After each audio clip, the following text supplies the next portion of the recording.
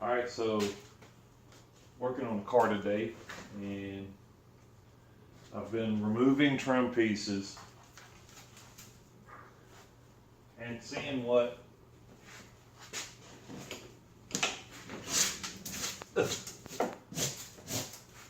what's salvageable and what's not.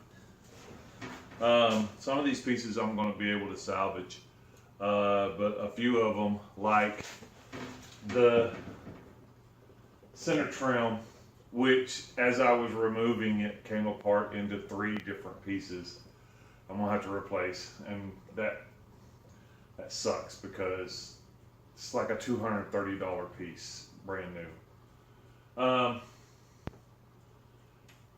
So today I've been tackling a few things. I got the mirrors mounted, and they're not flopping or wobbling around. They're actually on and secure and in good knit. So I was missing a screw for one of the mirrors on the driver's side, so I got that fixed.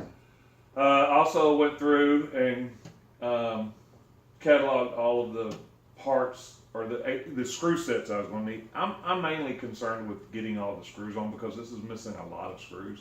And also today we're going to be tackling this windshield pillar trim piece right here. Now I have a replacement. I got it from a Corvette bin, and it's stainless. This one, as you can see, it has a little crack, a little dent. I don't know if you can see that, but there's a little dent in it right here. So I'm going to be taking this piece off and replacing it with the one that I fixed to put in its place. So there we are.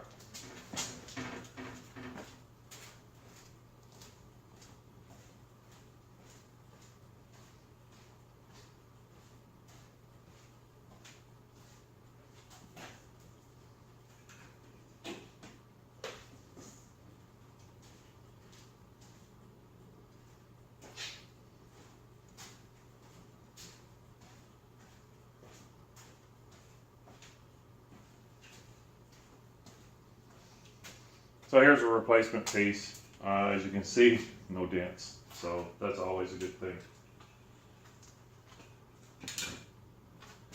Now I am going to have to put some sealant in this because this does come into 2 sections. And so I will have to pause and put some sealant and let that set up and then put it together and then mount it. So, but like this one here, this is a perfect example. There's supposed to be more screws in this than what there are. And I mean, it's not 100% necessary, I guess, to make sure you have all the screws in some of these places where once they get filled in, this channel will be filled in with a seal, a weather strip seal, and then a piece of weather stripping is going to go here. So it would cover up where the screw was at. So I guess you wouldn't have to worry about water penetration so much. But it just bugs me that there's supposed to be a screw there and there's not. So I mean, I think the engineers had that there for a reason.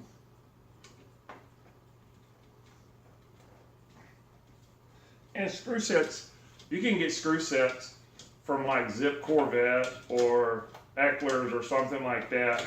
You know, you can get like this whole section here, replacing all the screws. You're probably going to spend maybe 30 bucks, maybe. So this is still keeping within the theme of doing this on a budget, you know, and getting things fixed. So it's not going to break the bank, and I'm going to do it. So this one piece is off. It was bent. I don't know if you can see that, but you can see how it was bent in here. I had a little bit of trouble getting my purchase on the screw there. And then this piece here should slide off right there. just like that. There we go. You can see right there, it looks like a rock hit it or something. I don't know. I mean, it's pretty bad because this is a really nice piece except for that dent. So, but I'm going to get it replaced and check everything out. So, and we'll go from there. So, there we go.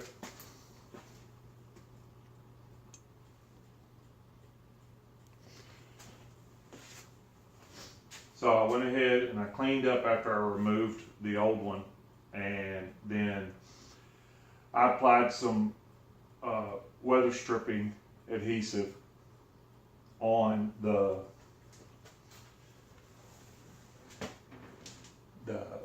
inside of the pillar, and then on the inside of this trim piece.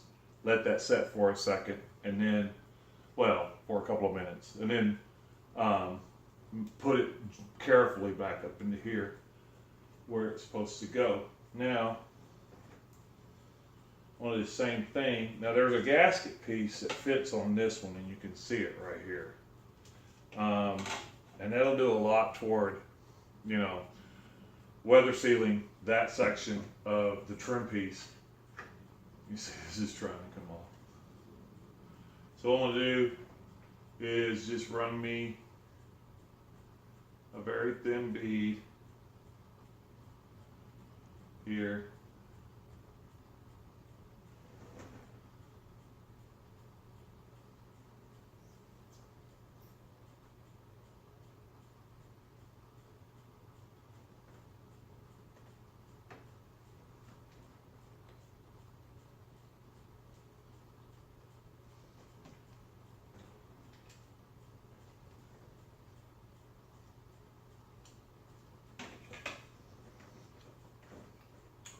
This piece goes to the top. And up the hose.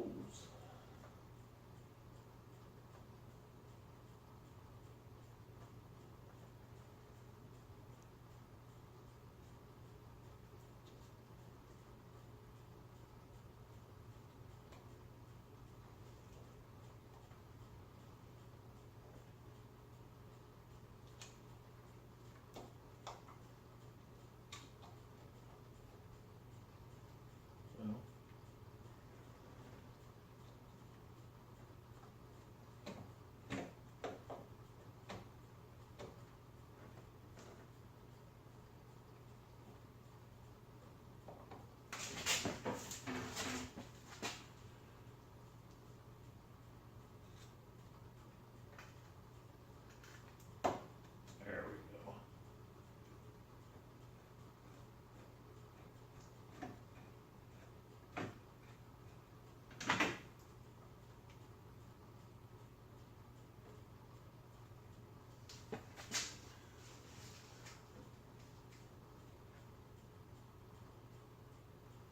Maybe not.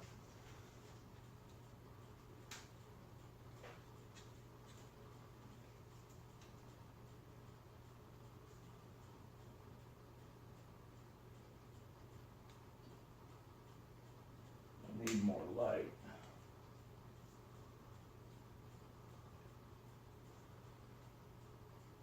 Hang on just a second. Let me see if I can get some more light on this.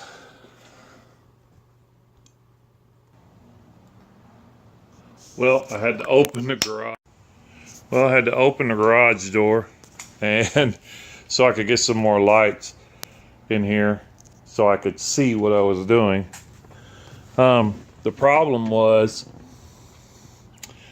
like I said, you know, I showed you before, this trim piece is in two pieces.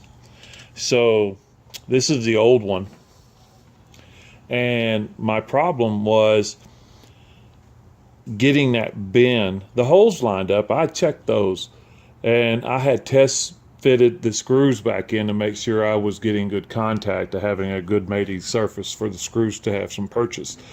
The problem was that in putting the two pieces on, I had to get the bend the correct way for them to line up and then set in place where they were supposed to be. And so I had to fidget with it a little bit, but we got it and it's good to go now. So now what I'm going to do is blow up this dash. So I've got a cover. This dash is trashed, but it makes a good foundation to put a pad cover on, and I have one. So once that's in place on top of this one, you can't even hardly tell the difference. So and it cleans all this up. So I want to do that, but first thing I have to do is I have to get this off. So that's the next step. So some of the things that I'm seeing as I'm restoring everything is this stuff like this. It looks like they had a water leak, and instead of fixing the weather stripping or replacing it, they used household caulk. So yeah, it's that kind of stuff right here that just, you know, makes this slow going. So what I've been doing today is restoring all the little pieces. So I've got the dash out, and I've got the steering wheel semi blowed up. And what I've been doing today is going through and cleaning up the pieces that I'm going to reuse. So the inside headliner clips, retaining clips for the T-tops, I blasted those and then primed them. That's all I'm going to do with those. And then I cleaned and straightened and lubricated. Oops, sorry about that. Cleaned, lubricated, and straightened up the T-top lockdowns and the points that go in when you lock in the T-tops. All the hardware. Now, these are the shims. So I'm doing that. Now I'm also out in my shop repairing some of the pieces and redying some of the pieces. So let me show you that. So this is the headpiece trim, or the head trim piece, or the windshield trim piece.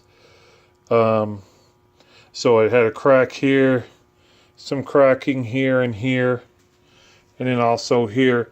So I've got a vinyl and plastic two-part cleaning adhesive product, and I'm back building it. I'm letting that cure, and then got my inside tops over there, getting ready to degrease, clean, and then start with some adhesion promoter, and then some dye, redoing a little bit of dye because they're a little weathered. So, and then I'm out here. I've already, you can't really see that. I've already cleaned these pieces up and degreased them and applied 3 coats, real fine mist coats of adhesion promoter, and then the first coat of dye, re-dyeing them. They were already on oxblood, but they were missing little splotchy here and there, so I'm going to make them a little neater. There's the rails for the weather stripping on the inside of the T-tops, and then there are some more parts there that I'm cleaning up. And so there we are. So So I've been working on the T-tops, and I've got the weather stripping done on one of them, and the latches loosely mounted, so that way when I fit them, we can do the adjustments. So right now I've got the weather stripping setting up and curing. This is pretty, there's videos out there on this on how to install weather stripping, so I'm not going to get into that detail, but so far so good. And I have